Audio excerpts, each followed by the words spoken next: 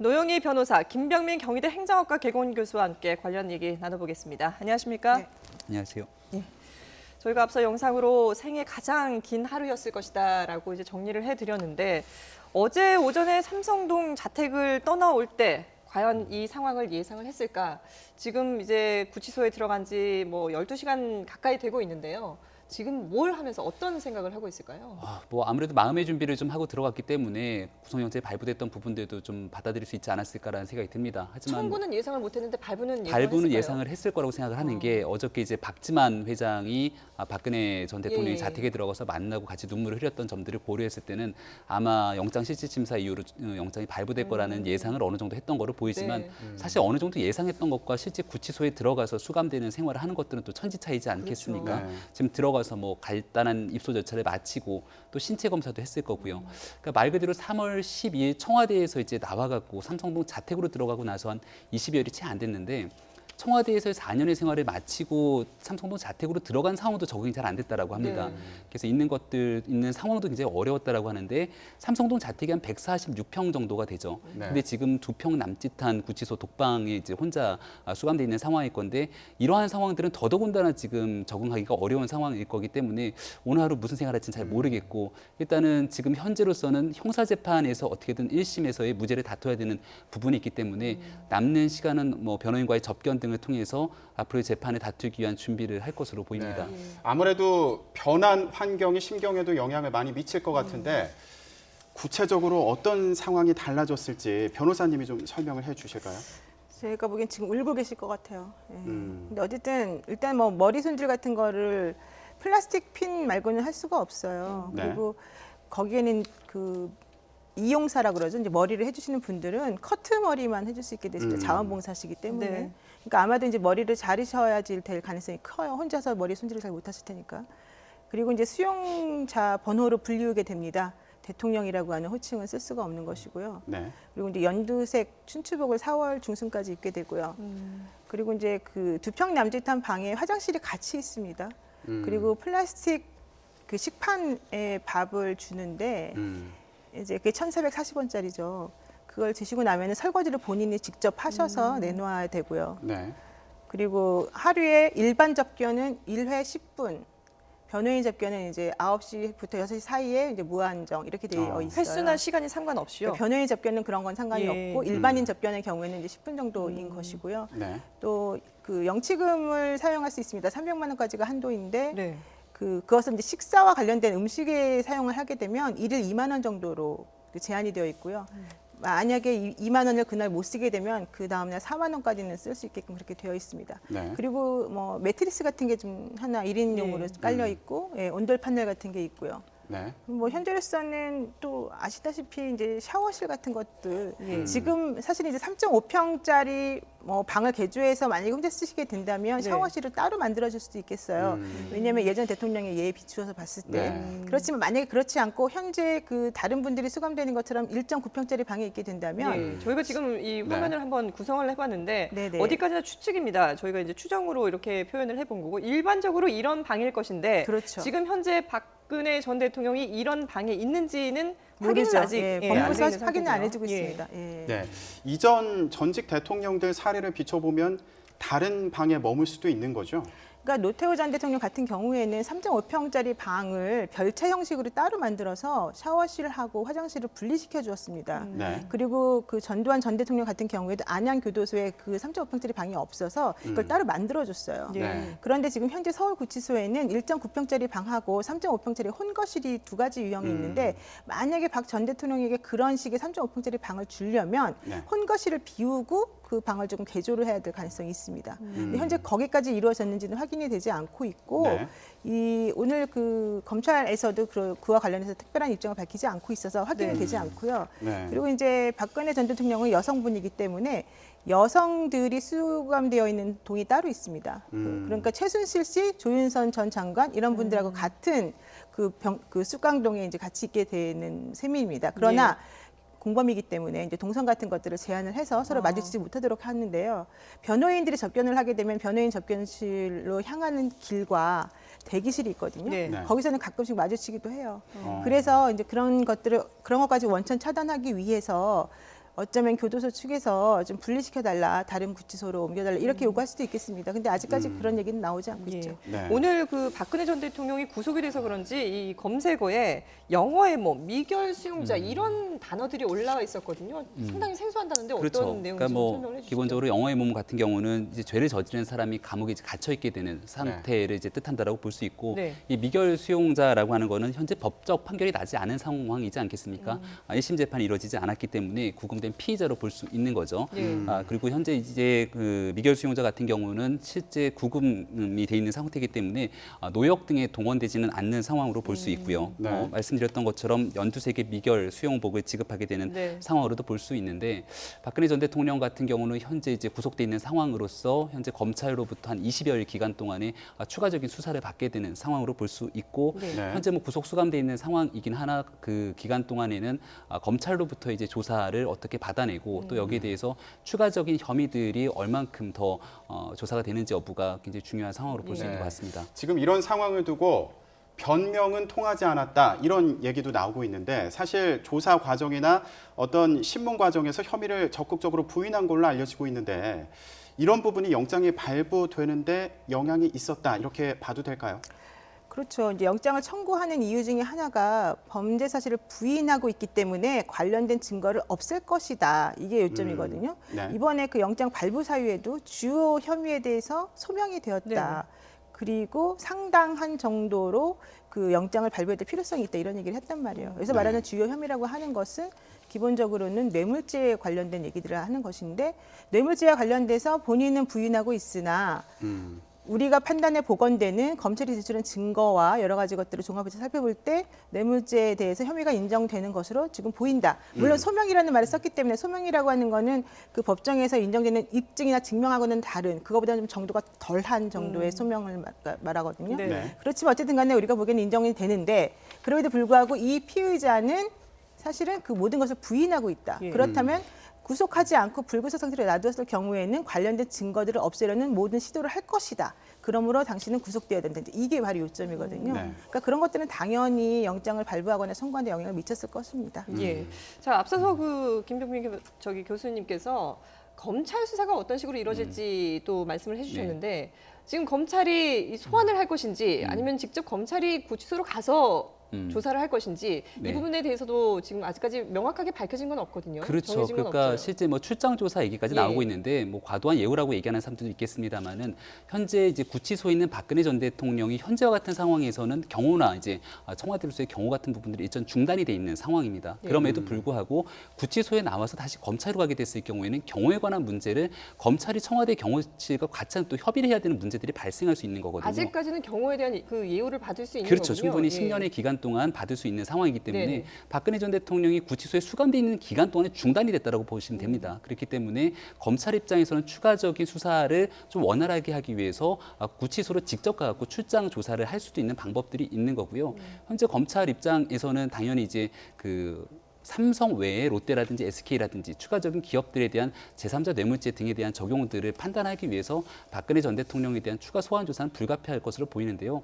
아마 구치소로 직접 출장 가서 조사할 수 있는 가능성도 여전히 열려있다 이렇게 보여집니다. 네. 출장을 가서 조사를 하게 되면 거기에 네. 대해서 불응할 수 있는 건 없나요? 그러니까 박근혜 전 불응할 수 있는 대통령이 가능성은 여전히 그 모든 검찰의 소환에 이제 조사에 불응하겠다라고 할 수 있는 경우들도 생길 거라고 봅니다. 예. 그러니까 최순실 씨 같은 경우도 결국은 구속영장이 발부가 됐음에도 불구하고 그 당시 특검의 수사에 다 이제 불응하는 그렇죠. 경우들을 볼 수 예. 있었던 것처럼 하지만 박근혜 전 대통령이 그럴 확률은 저는 굉장히 낮다라고 보여지고요.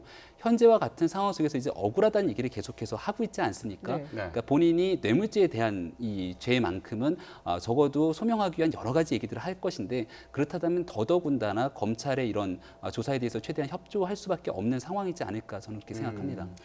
그렇다면 계속 억울하다 이렇게 얘기를 하고 있다면 지금 구속 상태에서 벗어나기 위해서 뭔가 법적인 카드를 쓸 수 있는 가능성도 있습니까? 원래는 당연히 있습니다. 영장을 발부하게 되면 판사가 고지를 해주는데요. 구속 적부심을 신청하실 수 있습니다. 이렇게 말을 해줘요. 그럼 구속 적부심이라고 하는 게 무엇이냐? 영장 실질 심사에서 영장이 발부되었지만 예. 그럼에도 불구하고 당신을 구속하는 것이 적당한지 부적당한지를 판단하는 심사를 한 번 더 해볼 수 있으니 신청해라 이런 얘기거든요. 그러니까 그런 식으로 구속 적부심이라고 하는 걸 신청할 수 있지만은 네.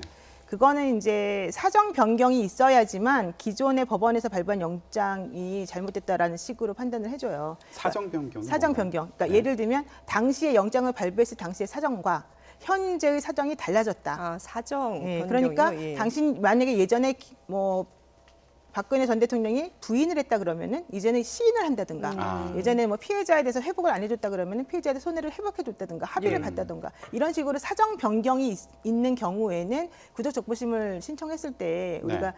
풀어주는 경향이 많습니다만은 음. 대부분의 경우는 그렇지 않아요. 왜냐하면 만약에 아무 이유도 없이 그냥 풀어주게 되면 네. 영장 발부 당시에 판사가 잘못 판단했다는 걸 인정하는 꼴이 되기 때문에 네네. 그렇게는 안 되거든요. 두 번째로 또 할 수 있는 것은 이제 기소가 되고 나면 보석 신청을 할 수가 있습니다.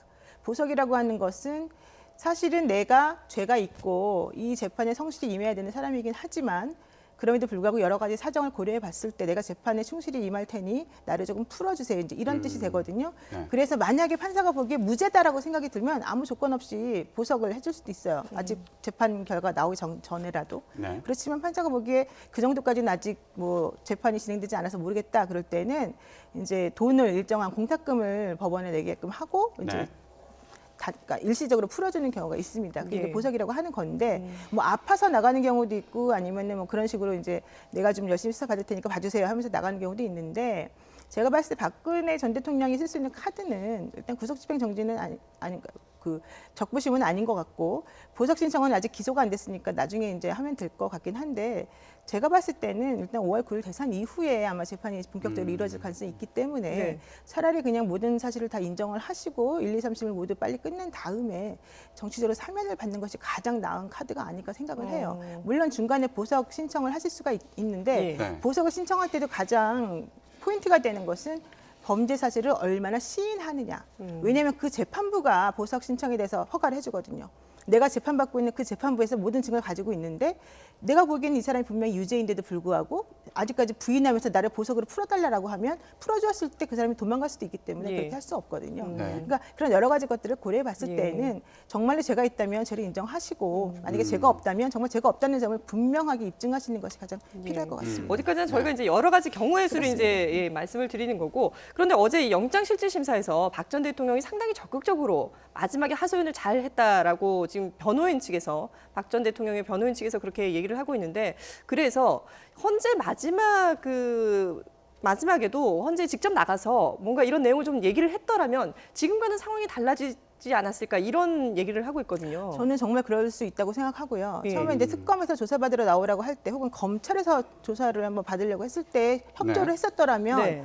탄핵 재판에서 이정미 재판관이 그런 식으로 결정문을 읽지 않았겠죠. 수사에 협조하지 않았다, 약속을 지키지 네. 않았다, 법을 위반하고서 헌법 질서를 무너뜨렸다 이런 얘기를 했거든요. 네. 그 얘기는 당신이 대통령으로서 할 수 있는 여러 가지 법치적인 행동을 하지 않았다, 약속 안 지켰다 이런 얘기 아니겠습니까? 네. 게다가 본인이 당시 대통령의 입장이었기 때문에 대통령으로서 수사를 받거나 조사를 받는 것하고 대통령으로서 재판에 나가서 본인의 그 무죄나 이런 것들을 소명하는 그 무게감이라고 하는 게 많이 달라요. 네. 그래서 만약에 제가 정말 생각하기에는 특검이나 검찰에서 혹은 헌재에서 본인의 입장을 정확하게 충분히 설명을 했더라면 네. 오히려 이런 지경까지는 오지 않았을 것이다라고 판단이 들고요.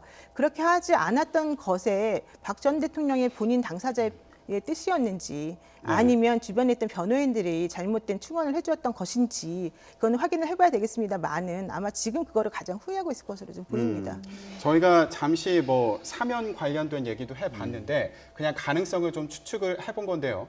정치권에서도 관련된 얘기가 네. 나오고 있습니다. 사면이 안 된다고 공동으로 선언하자 이재명 시장 같은 경우에는 네. 이런 식으로 제안을 했고요. 뭐 다른 후보들 같은 경우에는 입장이 모호한 경우도 있고요. 어떻게 보십니까? 아직 뭐 시기적으로 너무나 이런 얘기를 할 때가 아니라고 보여지고요. 특히나 네. 대권 주자들에 관한 입장이기 때문에 대권 주자들이라고 하는 분들은 결과론적으로 5월 9일에 있는 유권자들의 표심을 확보하기 위해서 이야기를 해야 되는데 말하는 것 자체가 사실 부담일 겁니다. 그리고 이 사면이라는 얘기를 정치적으로 활용해서도 안 된다라고 판단하고요.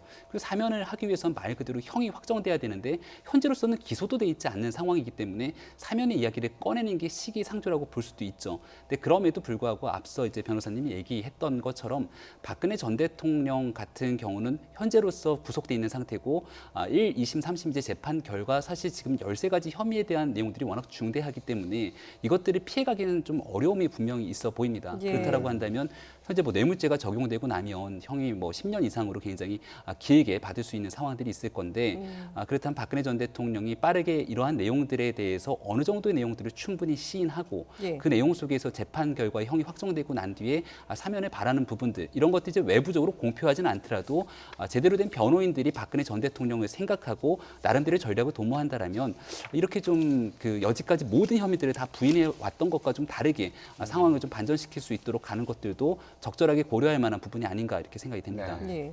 자, 그러면은 이 기소, 그러니까 재판에 넘기는 거는 과연 언제쯤 할까요? 이제 영장이 발부됐기 때문에 네. 그 발부된 날로부터 10일 안에 원래는 기소를 하게끔 되어 있고요. 예.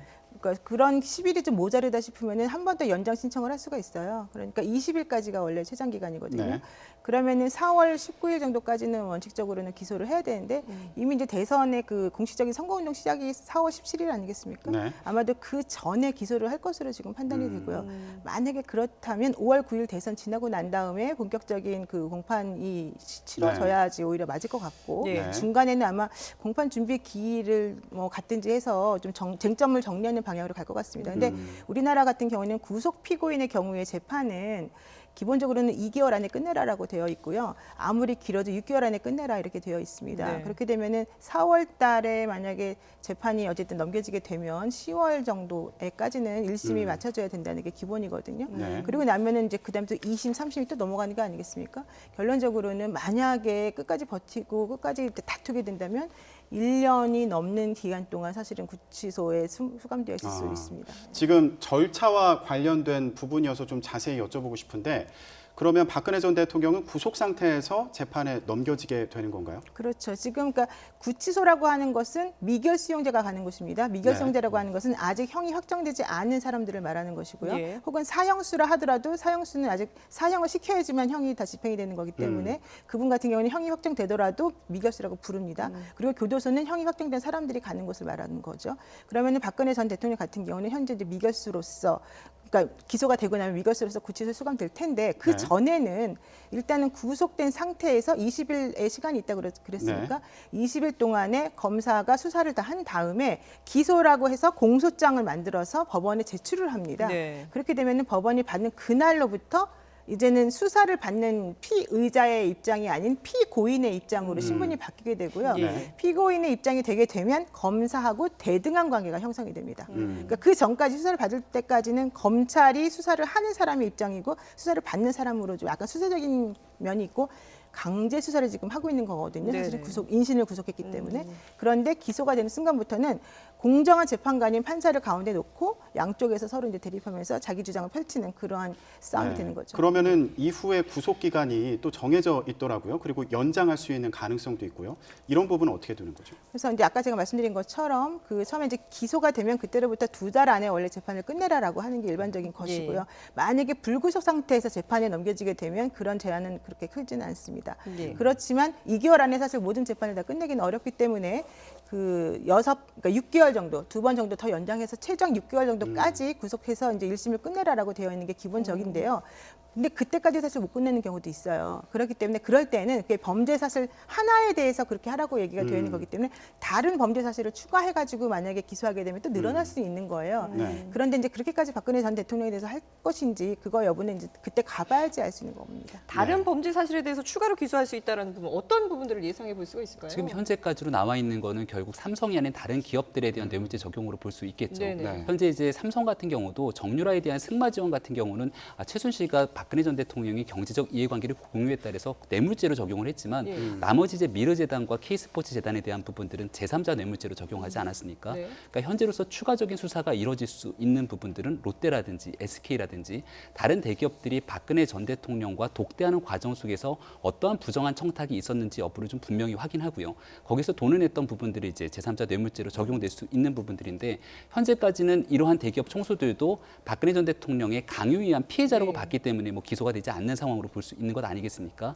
근데 추가적인 조사나 수사를 통해 갖고 만약에 여기에 대한 부정한 청탁에 대한 명확한 혐의나 증거가 발견되게 된다라면은 나머지 대기업 총수들 같은 경우에도 구속 기소될 확률들을 배제할 수 없는 거고요. 그렇다면 당연히 박근혜 전 대통령에 대한 혐의도 추가가 될 수 있는 거죠. 지금 저희가 뇌물 혐의에 대해서 얘기를 해봤는데 뇌물 혐의 같은 경우에는 줬다는 사람, 받았다는 사람 양쪽이 다 구속이 되면 둘 다 유죄를 판결받을 가능성이 높다 이런 얘기도 있더라고요. 그렇죠. 왜냐하면 뇌물죄가 증거가 없는 범죄거든요.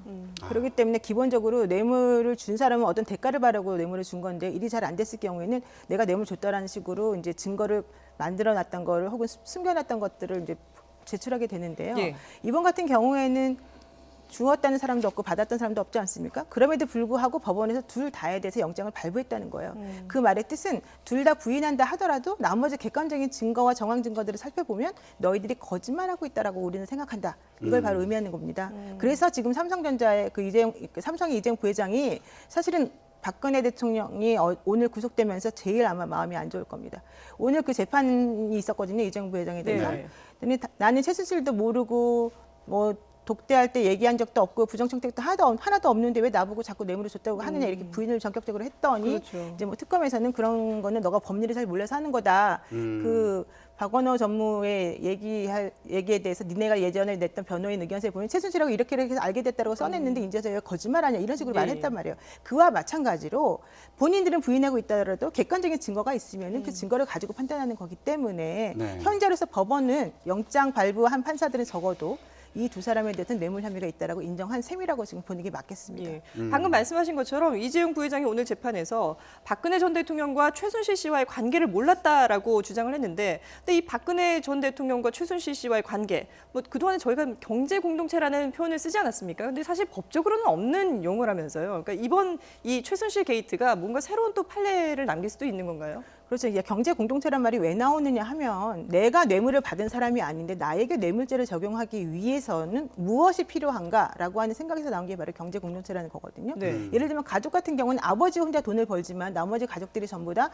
그 아버지가 벌어온 돈을 가지고 먹고 사는 것처럼 네. 경제적 이해관계가 일치한다라는 의미가 되는 것입니다. 그래서 결과적으로는 부모나 혹은 뭐 부인이나 남편이나 동생이나 이런 사람들 같이 경제적 이해관계를 같이 한 사람들이 뭐 돈을 누군가가 받았으면 당신도 알았을 것이다. 그 돈을 준 것을. 예. 이런 식으로 생각해서 우리가 너가 돈을 안 받았다 하더라도 넌 뇌물죄다. 이런 식으로 우리가 판례에서 얘기를 하고 있어요. 그런데 이제 문제는 최순실 씨와 박근혜 전 대통령 관계가 매우 특수하다는 거죠. 네. 이들의 관계는 친한 지인이긴 하지만 둘 간에는 그렇게까지 경제적으로 이해관계가 얽혀있을 이유가 전혀 없는 가족도 사람들이었단 아니고요. 말이에요. 예. 가족도 없고.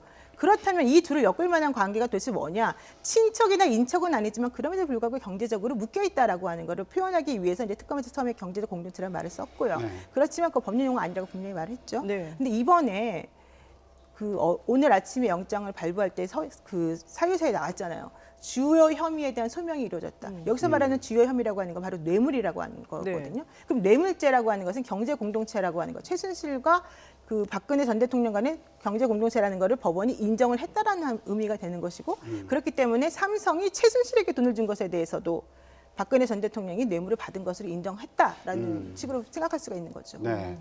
자, 저희가 영상을 통해서 박근혜 전 대통령이 구치소로 이동할 당시의 모습을 계속 보여드리고 있는데 이 영상을 보면 지지자들이 많이 몰렸거든요. 네. 여기서 좀 궁금한 게 있습니다.